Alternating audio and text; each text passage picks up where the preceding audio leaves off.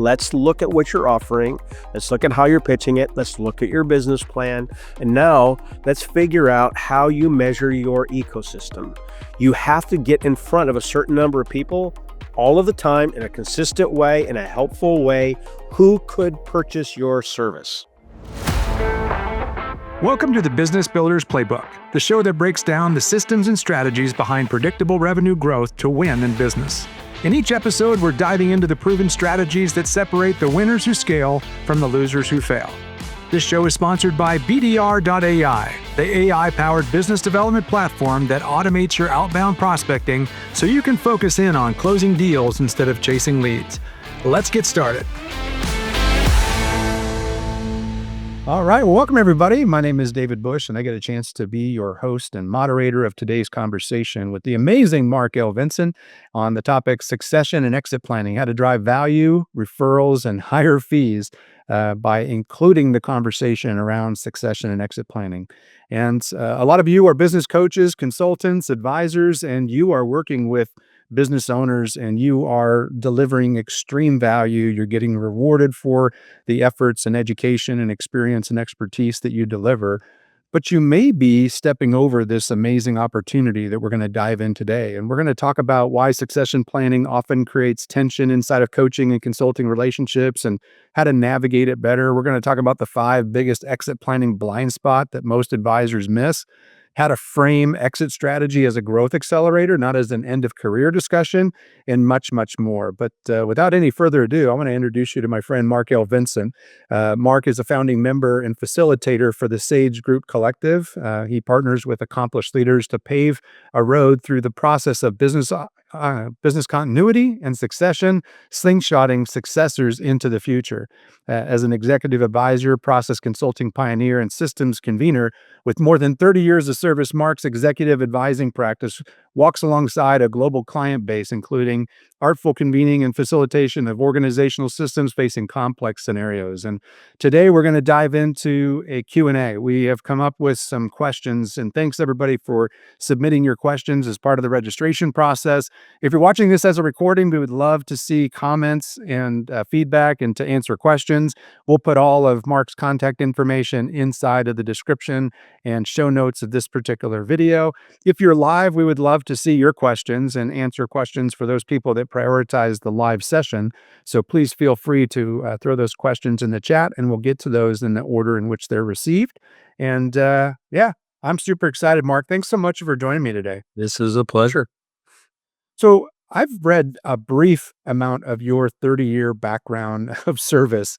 Talk about the unique experiences that you've had that brings you to the table of what we're going to talk about today. Well, one way to summarize it is that my strongest and deepest background is working with associational systems. When you go to business school, you're going to study, an organization, stockholder corporations, make the best case studies and maybe some limited partnerships and that kind of thing. But they tend to be this company. But the longest, strongest, deepest, and widest way that humans form businesses is in partnerships and in associations with other people. Let's pool our resources and get this thing started. So franchising is one of the major ways that happens. Holding companies that might own 5 companies on a platform that may or may not even be related. There's just these different ways that we connect up. And that makes for all kinds of shenanigans and monkey shines when it comes to how are we going to work together, and do we still want to work together? The very thing that brings us together is self-interest. That does not help us grow a business together if we're only self-interested. We have to care about a common mission that we've, formed together. So there's just so many things that can go awry that I've just never run out of work to do in helping people figure out how to get through what we might call an organizational knot. How do you untie this thing and get us in alignment again? So that's been what my work has been. But as I've done this across the years, I've just done more and more and more work around business continuity and succession, because that's about as complex as it gets. There's so much at stake. There's a lot of just not future value, but current value of the firm or the enterprise is at stake. And a lot of self-interest comes out yet again among family members and partners and employees and persons who have ambition to maybe run the company, or they've got some desire for their own future. So, um, way back when, what got me started was I was working at a master's degree and writing a thesis on group process and group facilitation. And there wasn't a lot of work done at that time in the academy for this kind of stuff. But Harvard, joint with MIT, did some work on group process and facilitation. Dealing with difficult constituencies was one of the things they came out with as a course. The book Getting to Yes, that I'm sure some of you have read by Fisher and Ury, grew out of that work. So that was all brand new stuff while I'm writing this thesis. And so word was starting to leak, and people would call me and say, "Would you come help us? We heard you're working on some methods to do this." So I found out the methods work. I wasn't a consultant at the time. I was just a student who had a job, but they work. And so then I got invited by somebody else. These warm referrals started kicking off. I ultimately, make the long story short, had to decide, is this a calling? Is this a vocation? Should I make good use of this? And ultimately decided to do that. And I've been able to serve projects that are large and international and multi-year. And one day facilitate this conversation for us, please. But as I said, deeper and deeper into the continuity and succession, because for me, that's just become the highest art form of dealing with these complex decision-making scenarios, and that's what has me working as an executive advisor. You're working with the owners and the C-suite, maybe a board, maybe a family office as you work through these things. Yeah, so good. Our whole context is building a better playbook and helping business builders, including coaches, consultants, advisors, as well as business owners. And there's some people that are watching this as a coach, consultant, or advisor.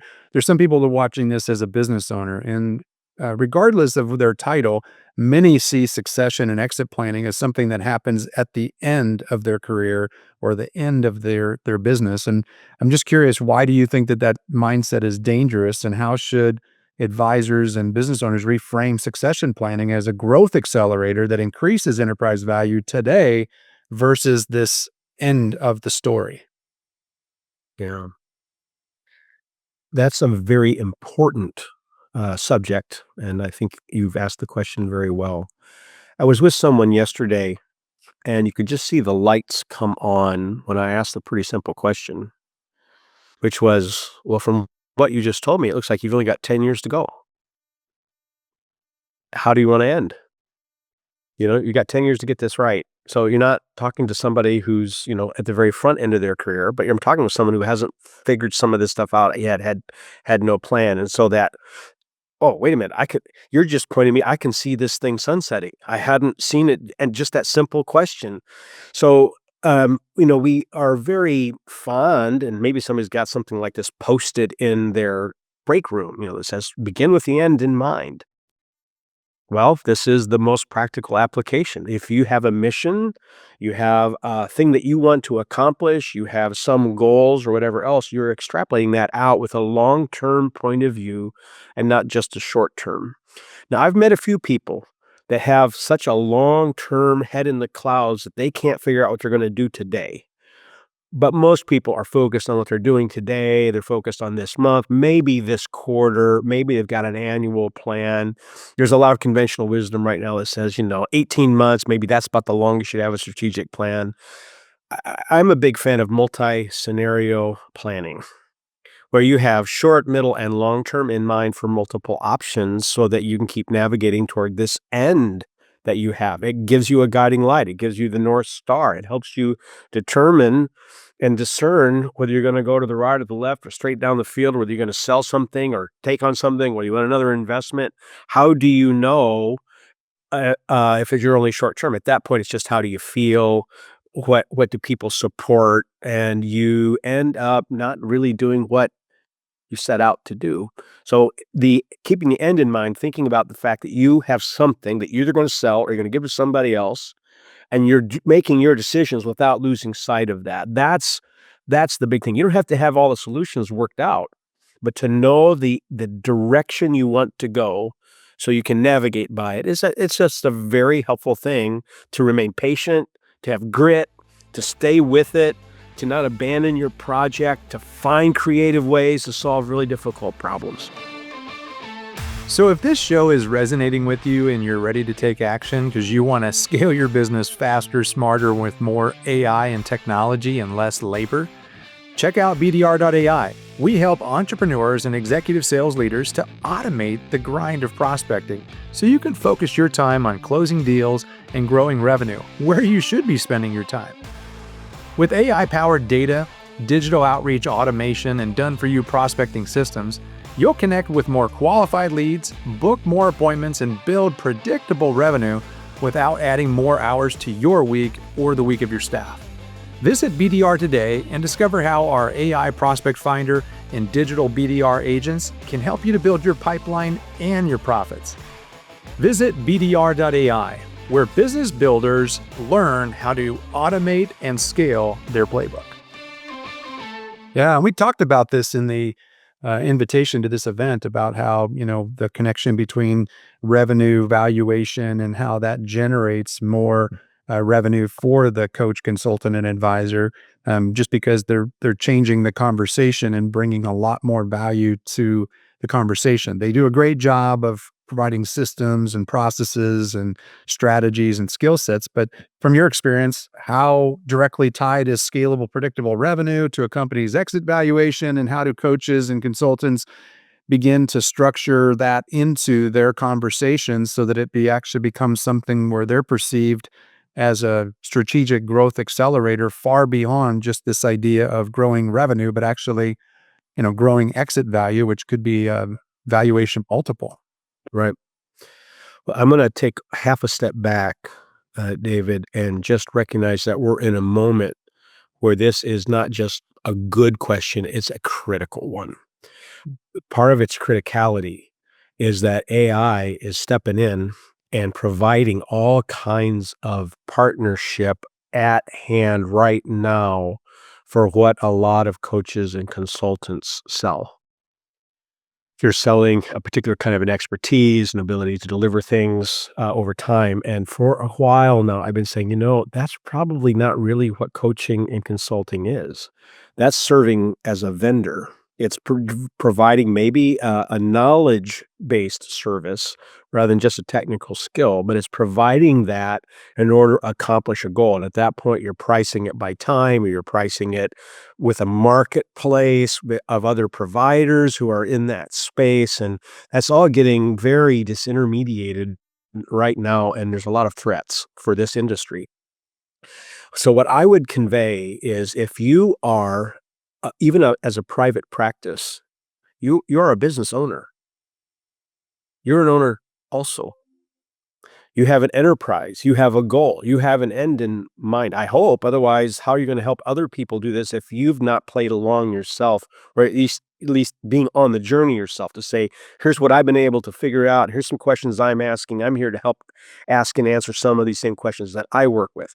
So, I sometimes use my hands a lot, but I'll use them to model this. This is not, "Here's the owner that you want to serve, and you're going to serve and carry out these tasks as their employee or contractor or vendor." You are beside them, helping them work on their stuff as a peer.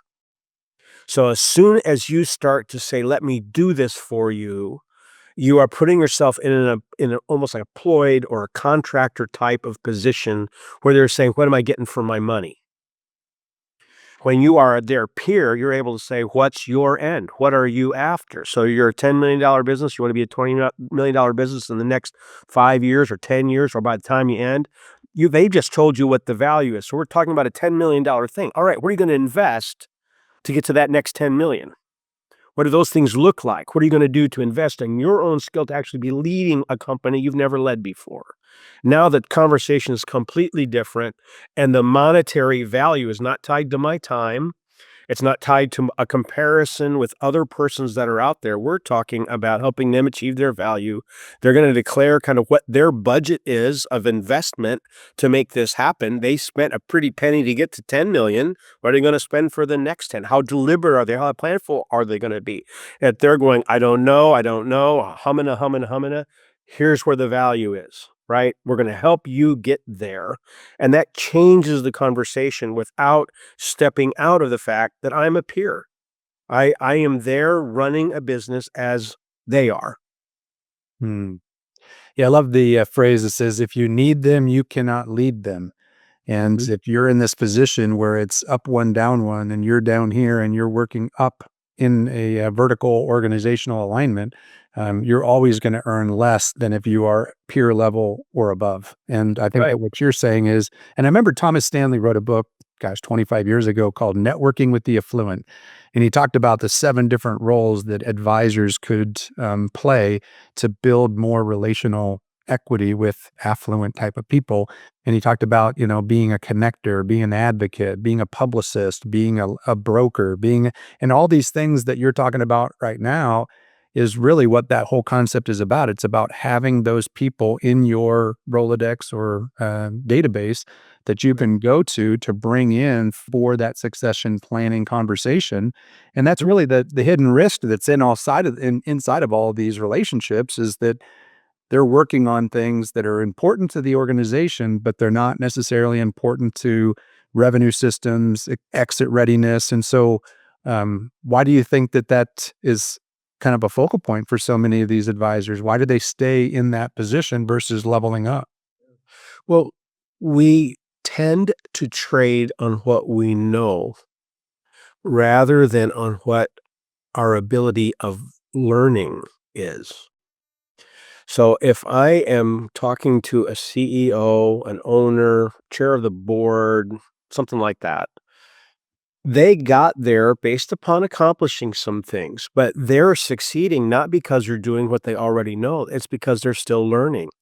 They're moving into moments and into places they've never been. And even if they're saying, well, there's another company up the road and they're similar to us and all that, they're not identical. They're not in the exact same marketplace. They're not doing the exact same things with the exact same team. They're not the exact same era of their business, and organizational development. So once you start to succeed, you get into unicorn space pretty quickly. You've differentiated yourself. That's why you're surviving. That's why you've got a unique offering and you've got to keep figuring things out. So knowing helps, learning is what helps you continue to succeed. So by coming to say, I'm a technician, I'm saying I know stuff. And now I'm selling a service and I'm selling time. That stuff isn't going entirely away. But to say, I'm here to walk beside you. And by the way, let me do your estate plan. You're going right back into what you know and to what your technical skill is.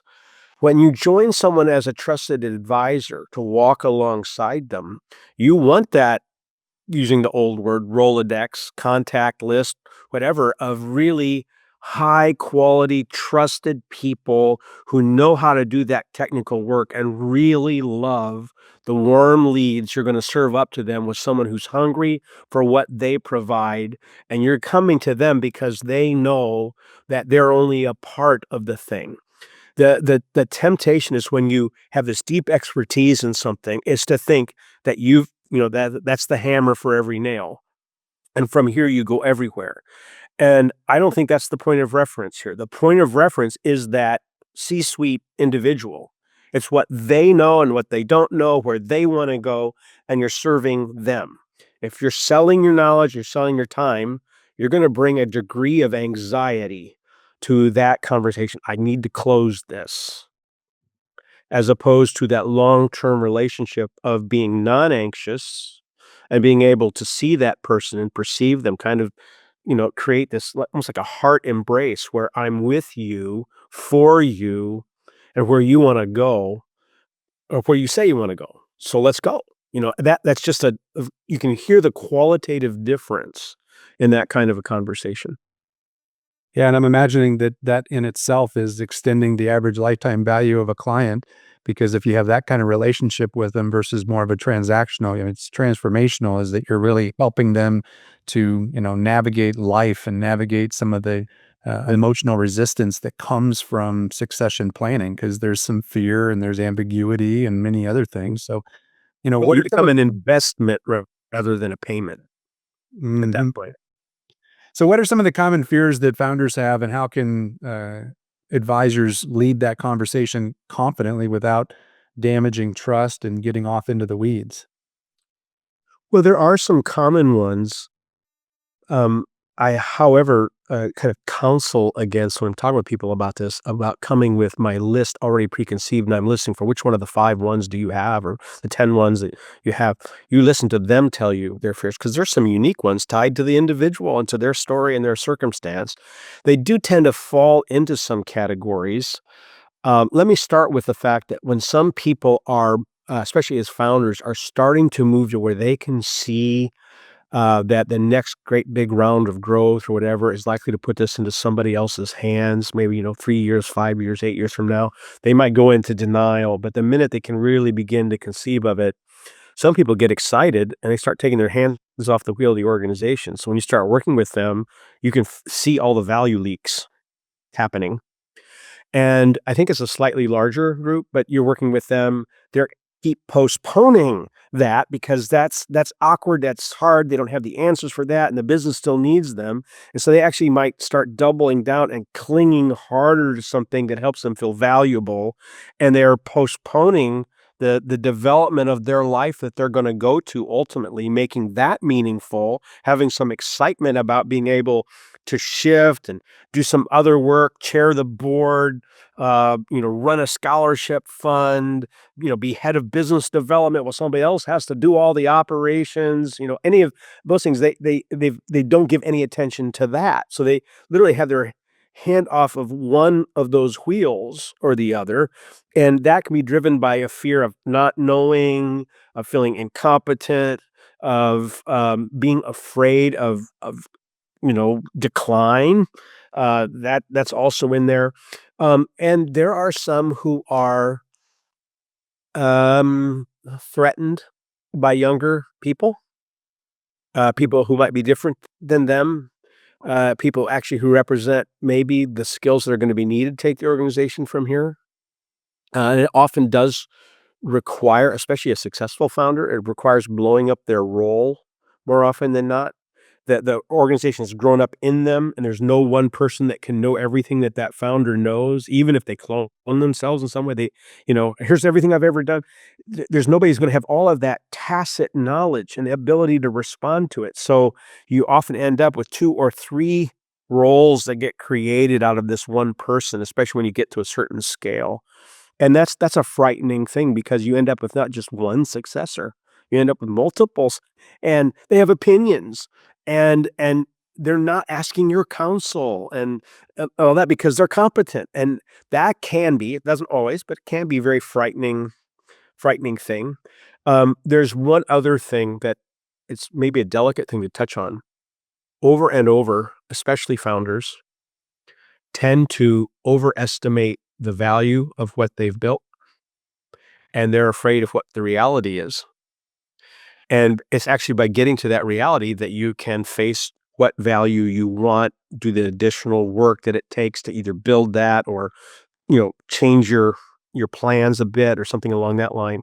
There's a real fear to know what the real results might be. And so many of these organizations do not have a current valuation. It becomes a real scary thing to figure out what it's worth because they've not been keeping up with that all along. Yeah.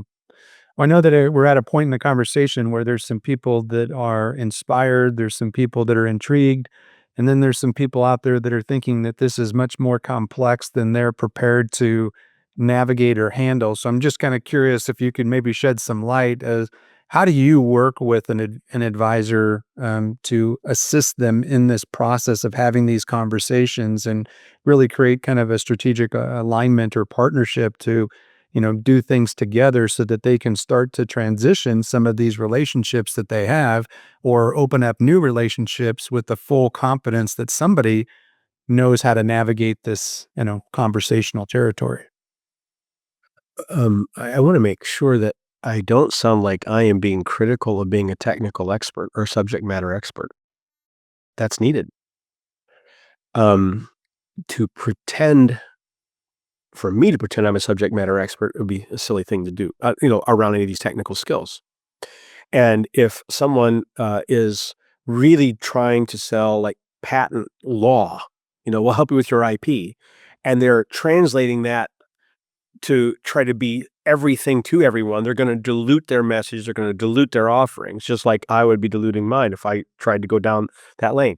So the professional network of colleagues is so important to be able to have that kind of relationship. What does it look like if I refer someone to you? How do you do that? Is there and in what way do you like to receive it? I personally don't like it if I get, "Hey, so and so wants you to call them." Why? Who? Mm. What? I want to give a referral where it's, like, served up hot to you, be able to say, "Talking with this person, this seems to be what they need. I think this matches up with, what I understand your service is. If I've got that right, they said they'd take your call." Right? So that the door is open. That's the kind of work I wanna do, and I wanna work with people who do that kind of work with me so that there's a nice broad, array of relationships. Maybe you don't call on somebody for 10 years or whatever else, but you keep those warmed up just like you do the clientele that you'd like to serve because they're talking to those folks too. It becomes a nice ecosystem. To do that, however, and to do that well, you have to be a give first person. I'm here to help you. I'll benefit downstream, that, and I'll kiss some frogs along the way, but it's being one who's contributing to a rich ecosystem so that we've got strong businesses, people who will come back to you again, people who trust you. They might not think of you for 5 years, but because of the kind of person you are 5 years, they come back. So I really like to sit down with a person who's saying, "I'm trying to figure this out," and say, "Let's look at what you're offering. Let's look at how you're pitching it. Let's look at your business plan. And now let's figure out how you measure your ecosystem." You have to get in front of a certain number of people all of the time in a consistent way, in a helpful way, who could purchase your service. Yeah. It would make the buy. And you need to be talking with a group who's actually, you've got a track, who's actually engaged with you in a conversation about how you might help them. And that has to result in a certain number of conversations where you're actually putting together a proposal or an agreement to provide that service, which means then you've got a certain number of clients that you're working with. And figuring out what that pipeline looks like for a specific person with their specific service is dialing it in. It takes that kind of work. But once done, you can actually have a business or a practice. And this is what I was the most freeing thing for me, where at the end of the day, I can close my computer and I've done enough. I can go read my book now. I can go out to dinner with my spouse. I can go read a story to a grandkid. Without the there's more to do. There's more to do. There's always more to do. So, have I done enough? Have I served this ecosystem that I've been able to identify so that when I've done my seed planting and my tilling and my harvesting, whatever else, there is a rich life to live, which actually feeds my energy and my ability to face a client and not be an anxious presence. In fact, David, if there's one thing I want to convey is that anxiety kills your practice. If you are an anxious person, if you're nervous about closing or anything like that, you have a tell, and the client hears it and experiences you in that way. And to be free of that because you've managed it and worked it out helps you to be a relaxed, attentive, aware person of your client. There's no better skill to be client-centered than to work at your own work in order to be a non-anxious presence. Hmm. And I know that you serve on the board for 10X Connect, and you're a really big believer in the whole concept of entrepreneur trusted advisor network and really creating that network of non-competing professional service providers that can complement the different services. And that's really what I think you're encouraging consultants, coaches, and advisors to do is to build out that trusted advisor network Yeah. and have somebody that's in that position of succession and exit planning, and that will give you the ability to expand your advisory scope and hopefully justify higher fees by expanding into the conversation of succession and exit readiness. Am I right on that? Yeah, and not higher fees, better results, which Mm. allow you to say, this is why you're making an investment to get this thing done. Because we're assuming, if you're my client, I'm assuming that you're serious about growing your business. So and accomplishing the goals, you're not just playing at it. So let's go and let's make sure you got the right folks with the trusted advisors and a network of them helps you be able to keep delivering what they need in a regular way where you keep adding value and you're not really upselling. You're helping them to expand what they need at the right time to get done what they need to do to scale or to exit or to sell off, resize their organization, whatever those things might be. Um, I really am a big believer in a strong operational system. That's why I really enjoy the work with 10X Connect and all the EOS implementers and integrators I get to talk to, in that work and how they do things, is often much in that same vein. But the real value they bring is to help the organization be able to do what it says, document what they're doing, which tends to drive value for the organization because they're able to open their playbooks. Due diligence becomes a much less onerous process when you've got great documentation, you've got a line of sight, you've got great dashboards, and which point to what the value is. But I want to be honest about this. People who are going to make the investment, people who are going to buy, maybe even a successor who's going to step in, they all have their own agendas too. And they have a different menu for what they consider value to be. So I really like to coach the clients I work with, these owners, whether it's a partnership or a sole owner, whatever, to do their best to understand the story of the investor or the buyer, the successor, so that they can articulate it in that person's terms to where they're saying, "You get me." Now you're starting to go towards joint vision, helping them achieve their goals, raising your value in their eyes, and for it to not just be transactional where you're trying to milk them for as much as you can get for your banquet for your future. When you take that same approach and coach that in the client, not just your network, Mhm. where you're able to articulate the values other people have, doesn't mean you agree with them, but it means you get them. And when people feel understood, the guard goes down. You're able to have a more productive conversation. You're able to find more mutual space to work things out. And that tends to actually help deals get across the line. Mm.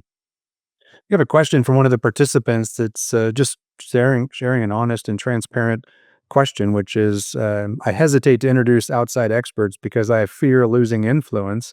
So, what does a ideal collaboration look like between a succession advisor like yourself and where I, the coach or the consultants or whatever their role is, remains the trusted quarterback of the relationship? Yeah.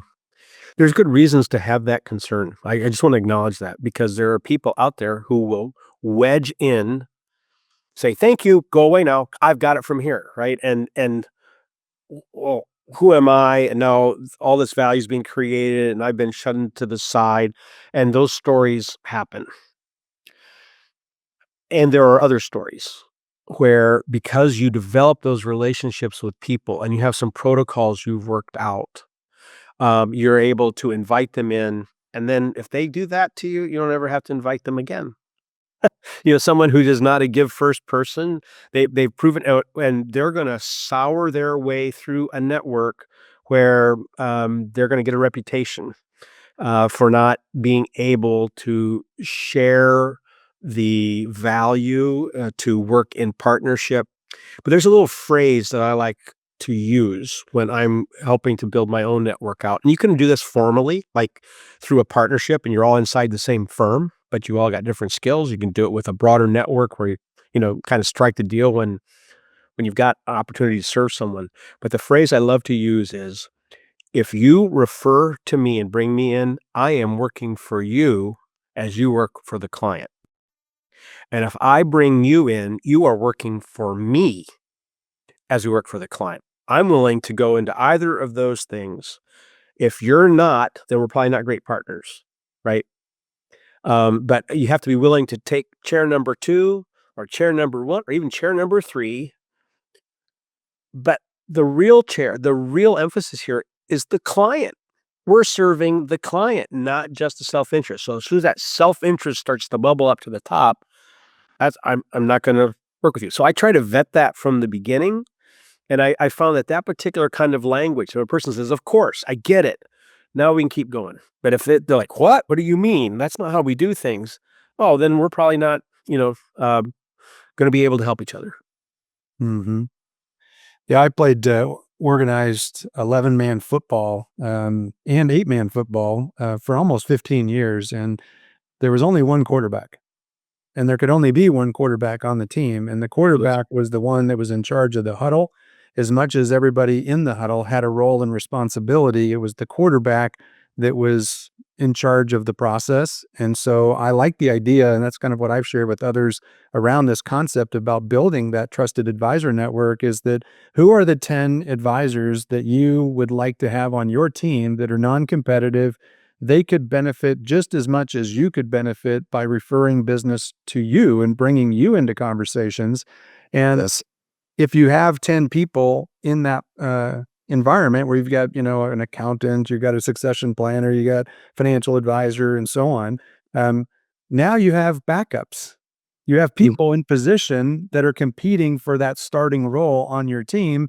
And then you have the rookies that are the ones that, you're backfilling and you're building a depth chart so that if somebody doesn't decide to, like I've had situations where I've had these trusted advisor relationships and they decide to retire or they decide to kind of put it on cruise control and they're no longer actively, bringing me into opportunities. I'm bringing them into opportunities and it's a more of a one-way referral street. And so then I have to understand when is it time to move that person that may have been the go-to trusted advisor to a backup and when do I need to bring in another, person to start competing for the position because there should be a healthy, positive competition for bringing in the very best. You don't want to have a group of average trusted advisors. You want to have no, the people that are the most in line with your values and your mission, vision for what you want to create.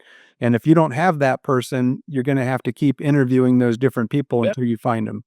And you want actually, in this way that we're talking about it, you want them to outshine you. They know more than you do on this particular subject. They need to be someone that you're saying, "I'm gonna get them in front of you because they're gonna be able to help you, and I'm gonna be nearby. I'm gonna learn like you're learning." Right? Absolutely. I think there are 2 critical points to make here. One is the definition of competition. I would propose that competition for a trusted advisor is chaos and loss of value. Anybody who is helping to reduce chaos and to increase value is a friendly competitor or a colleague because what you're fighting against is loss of jobs, loss of value, loss of a dream, the fears that people have that would have them delay and deny. So that's one really important aspect. The other is if I am focusing my career around being a trusted advisor, anybody that's on this thing, this really that's what you want to do, and you are going to trust, you're going to create a trusted advisor network and bring them. You know you're succeeding when your client sits down with you, seeks you out, initiates a conversation and says, "Who do you know that blank?" You're now the oracle. You are the place that they come, and they're trusting you, not just because you have information, but because you're doing this vetting all the time, and you have demonstrated the ability to bring strong expertise right now targeted to what needs to be addressed. You do that well a time or two, you're the one who gets the call. Who do you know? You're the first point of reference. That means there's long-term value, not just for you, it's long-term value for the client. And then you're pointing to the client. And I'm probably getting on a soapbox here, but if you spend time on my site and around my stuff, you're gonna see every now and then, "Hey, I love this client," or whatever else, but you're not gonna see a mess of logos and badges. "Look what I did. I've done this kind of thing with so and so," because I'm only as good as the current work I'm doing. And quite often, those badges or logos of companies from 10 years ago, they got another person running that company now that's not my client, right? So it's who I'm working with now and pointing to them. Look what they're doing. I can't take credit that somebody grew their business by 300%. I got to be present. I got to walk alongside them, but they are the leaders of their enterprise. They're the ones who made the big investment. They took the risk. They made this their career. They've done the battles. And so cheerleading alongside them is where I would like to be found. Mhm. Well, I wanna, as we land the plane on this thing, I want to really get into some tactical things like, value creation. So let's just say that an advisor has a business owner client and their plan is to exit in 5 years. What are the specific things based on your experience and expertise? What are the 3 to 5 things that you are, you know, helping advisors to say, You should be talking about these 3 to 5 levers or levers, and you should be working with an advisor who has the expertise to manipulate those levers in the right direction if you don't have that expertise and experience?" Yeah. Well, the probably the most important one, if we're talking about the value of the organization, a way to indicate that is to really have a very strong future value balance sheet. So this is a little bit more enhanced than the balance sheet of the organization, your assets and liabilities have to balance out.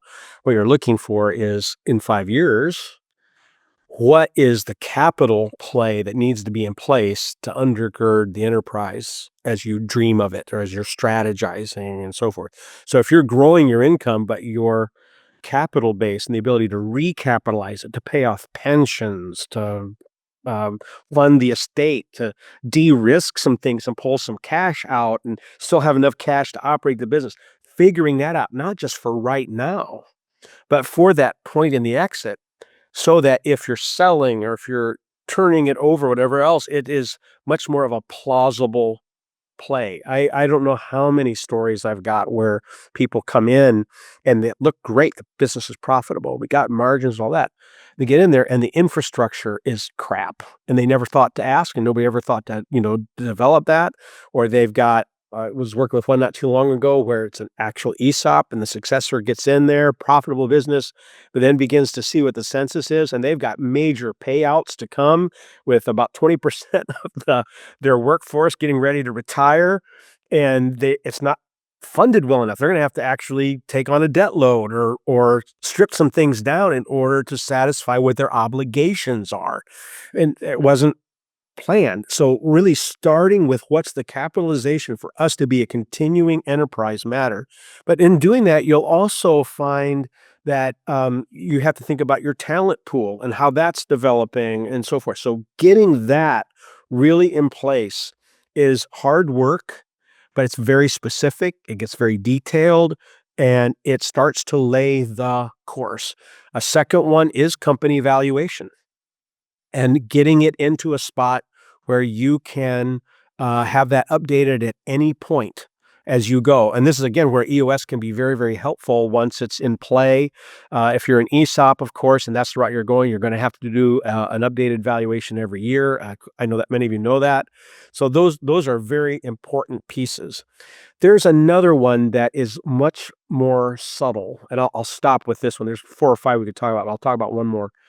Um, Anybody who's run an organization for a while has a leadership philosophy. There's a way that they do things. They might not have thought it through, might not be expressed, but there's a way that they do things. And anybody who's going to step in behind them is going to trip over a whole mess of invisible suitcases that you've left, if you're that owner, that you've left lying. That's a great line. Invisible cases. I learned that from a mentor. You don't even know that you set them down sometimes. But like as soon as somebody says, "Well, that's not how we do it," to the successor, or whoever's now running the company. Well, that's not the way we did it before. That's an invisible suitcase. Somewhere along the way, that didn't get surfaced. There's a reason behind it. So to reject it out of a hand can be problematic. To try to enforce it could also be problematic. So to help that leader bring to the surface that basic approach of how things are decided around here, lets successors know what they want to carry forward, what they're going to reject and replace with something else, or what they're going to amend and give it some new language or freshen it in some way so that you don't have all this value loss of hurt feelings. The human and soft side of running the business is what we often don't attend to in a sale or a divestiture event. So Mm. that might sound like, well, how do you do that? Well, there's a fun way to do that. I've done this a number of times. I go around and just ask key people, what's something that this owner, this CEO always says? What do they always say? And when you ask 10 people, you're going to get some themes that emerge, some common statements. Now you can sit down with that person and say, why do you say that? Where'd that come from? What's the origin story for you where you first began to say that you recall? What was taking place? And as they do that, out of this emerges, this is their approach, right or wrong. This is the approach. And so now we can know that and be able to see what strengths does that carry and what does it not. Otherwise, we're just running around doing this with a lot of subconscious stuff. So those are two very, very practical things, that future value balance sheet and getting the leadership philosophy, even if it's just a half page of 5 bullet points, getting it in a place where everybody can work by it and know that we're going in the same direction or we're not. Mm, so good. Well, we're about to land the plane here. I got three more questions for you, so let's work through these. This one specifically is around advisors who decide to bring in succession planning and scalable revenue systems into client conversations. How do they differentiate themselves and attract higher quality referral partners like CPAs, attorneys, M&A advisors? Have you ever had any experience, or could you tell us a story of maybe one of the different advisors that you're currently partnered with and how they did it? Yeah, I'm actually meeting with one today that helps a company build the value. So they maybe put a fractional COO in to really get it to where they need to do to trigger the event for sale or for the ability to take on a new investor, that kind of thing.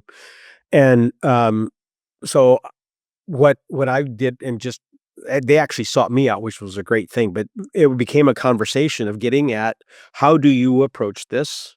How do you work at it? What does that look like? What's the revenue share if I bring you in? What's the revenue share if you bring me in? And we get that stuff figured out so that I don't have to think about it when I'm talking with the client. If the client starts to go down that direction, I already know what the terms are. I don't have to go and say, let me get back to you in 3 days. And I'll write you a proposal, which anytime you say, I'll get back to you, you have all of this drop off of prospects. So I want to have that stuff well in hand. And I take the time to do that so that when I'm talking to the client face to face, we can talk about it. And I can say, this is what I think this would look like. And this is probably about what it would cost, and I'm ready to draw up the terms on that basis if you think you wanna go. Do you wanna go? So we were going right in just a short space of time from an idea toward close on that basis without breaking eye contact, without having to pull a calculator out because I know what those terms are, and I know what the value is, I know what it's likely to be, and quite often it's a percentage of something rather than a straight up fee, but then it scales because you're going percentage of something. It just anything that creates a simplicity there so that you can stay facing your client, engaged with them, serves you very, very well. Yeah, one of my favorite speakers, Jim Rohn, used to say, "Profit is better than wages," and I would say that percentages are better than consulting fees. Mhm. There's Yeah. probably some real big opportunities there. So, when it comes to strategic partnerships, could you maybe list off a couple of job titles or industries that you think that advisors, coaches, consultants should be looking to strategically partner with to kind of Yeah. fill out their trusted advisor network if they want to do more with Yeah. succession planning and higher level conversations? I think one of the most important ones, if you're doing this with owners, you're trying to be that trusted advisor, is to have somebody who really understands what it means to work with capital wealth, not just estate wealth, not just got a really strong CFO. Those are also really good to have, like a good fractional CFO, a strategic one. Those are very, very good to have. Capital wealth is looking at this thing of, okay, here you've got 4 or 5 moving parts, a family and estate or shareholders and estates and the capital structure and the business. They're all going to interplay. You got a tax code. They're working at this architectural level of the whole economy around that owner. So that's a really important one. And from there, then it can get down to, yeah, we'll work with the attorney. Yes, we'll work with the estate planner. Yes, we'll work with the investment banker. Yes, we'll work with the patent attorney, the implementer that's working with getting EOS and the fractional integrator, or the ownership family, the family office. They'll be able to help you create that kind of spread of skills. So from there, you can go to about any of the next things that are needed. So that's one I would really strongly recommend as a capital wealth advisor who can do that kind of architecting. And then the second one really is the operations side, because that's where all the value's proven. Are they doing what they say they will do? Do they have great dashboards? Are things at hand so that we can prove things and not have to go through a great big, almost like creating a whole other organization in order to prove that we are who we are, and to go back and document things that were never documented, so that that EOS integration where they've been through that for that 3 to 5 years to really grow that. That's another key one to have. Mm. That's good. Well, I know that there's a lot of people that want to have a conversation with you. So I have one more question. But before I get to that question, what's the best way to make conversation with you and to explore how they can potentially partner with you inside of succession planning? Yeah. So I was fortunate to get my name as a website. So we just have a markelvincent.com, which is sort of a gateway to the things that I'm engaged in. So if you go there, you can look at that, and there's a way then to reach me through there. And I'm happy to have those conversations.